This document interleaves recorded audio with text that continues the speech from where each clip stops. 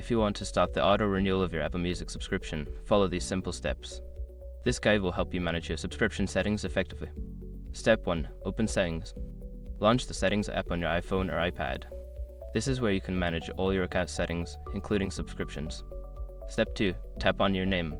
At the top of the Settings menu, tap on your name or Apple ID. This will take you to your account settings where you can find subscription options. Step 3. Select Subscriptions. In your account settings, look for the Subscriptions option and tap on it. This will display all the active subscriptions linked to your Apple ID.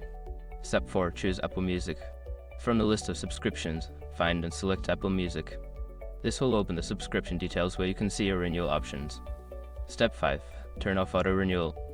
Look for the option that says Auto Renewal and toggle it off.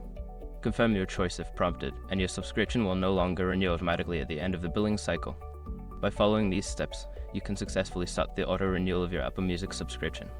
If you have any further questions, feel free to reach out to Apple support for assistance.